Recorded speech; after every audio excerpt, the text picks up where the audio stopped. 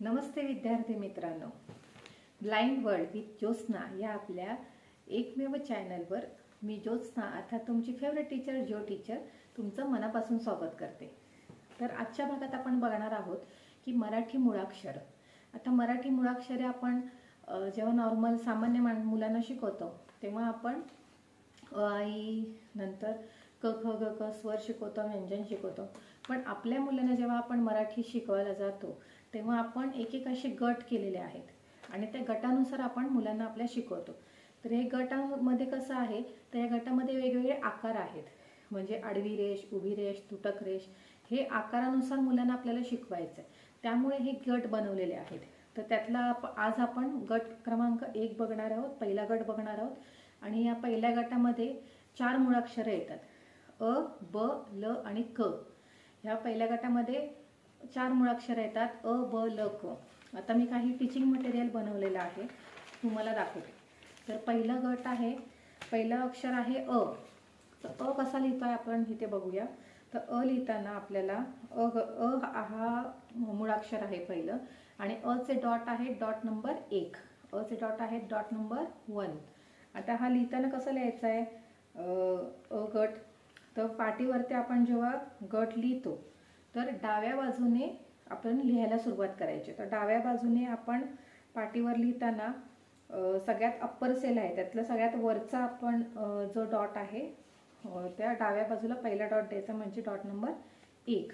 आता तुम्ही इथे बघू शकता की मी ब्रेलमध्ये तुम्हाला इथे लिहून दाखवलंय अ अ अ अ। ही अ ची लाईन आहे, ही अ ची लाईन आहे। जेव्हा तुम्ही मुलांना जेव्हा लिहायच्या आधी तुम्ही वाचन करायला मुलांना शिकवा। ब्रेल वाचन करताना आपण उजवीकडनं डावीकडे वाचतो, तर आपल्याला इथे उजवीकडनं डावीकडे वाचायचं आहे। बरं, एक ओळ पूर्ण झाली की त्याच ओळीने मागे येऊन परत खाली यायचं आणि दुसरी ओळ करायला घ्यायची, वाचायला घ्यायची। दुसरी ओळ वाचून झाली त्याच ओळीत मागे येऊन मग खालच्या ओळीत तिसरी ओळ वाचायला घ्यायची, अ अ अ, डॉट नंबर 1 अ।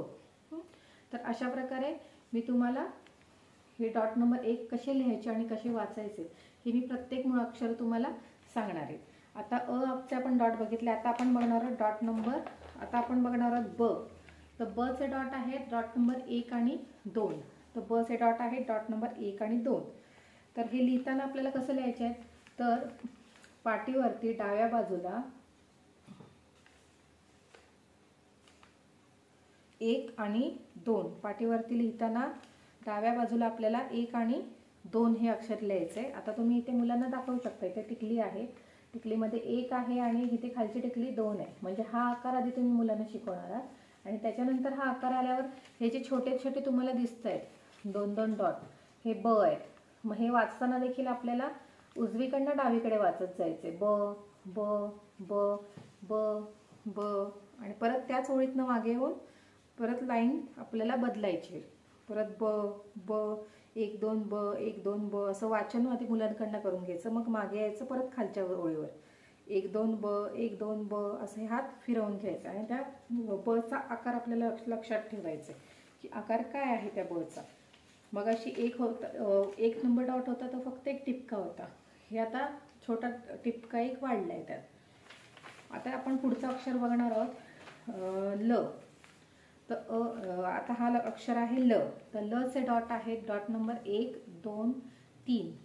तर ल चे डॉट आहेत, इंग्लिशमध्ये सांगते, डॉट नंबर 1 2 3।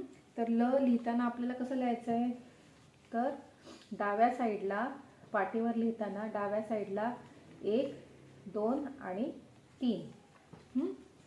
आता इथे तुम्ही टिकली बघू शकता की 1 2 3 हा ल झाला, आणि इथे मी खाली तुमच्या सोयीसाठी इथे लिहिलंय 1 2 3 ल। ब्रेलमध्ये 3 ओळी लिहिल्या त्या तुम्ही बघू शकता, 1 2 3 ल 1 2 3 ल 1 2 3 ल। हे वाचताना देखील सेम मगाशी तुम्हाला दाखवल्याप्रमाणे ही अख्खी ओळ झाली वाचून की त्याच ओळीतनं मागे यायचं, मग खालच्या ओळीवर यायचं। हे मगाशी 2 मूळाक्षर सांगितल्याप्रमाणे तुम्हाला यायचे। आणि आता आजचं शेवटचं अक्षर आहे क।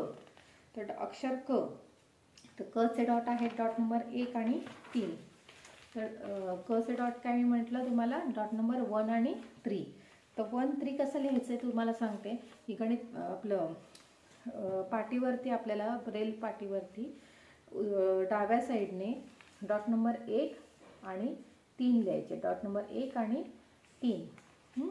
आता डॉट नंबर 1 आणि 3 हा आधी आकार मुलांना येऊन झाल्यावर वाचायला लावायचा ह्या टिकल्यांमार्फत.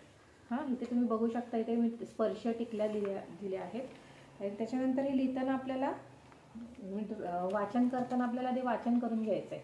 क 1 3 क 1 3 क 1 3 क 1 3 क हे आपल्याला वाचन करून घ्यायचं. बरं, आता हे तुम्हाला अ ब ल क हे चारही गट तुमचे म्हणजे हे चारही अक्षरं तुमची शिकून झाली की त्यानंतर काय करायचं आहे, आपल्याला मुलांना सिंगल अक्षर लिहून द्यायचे.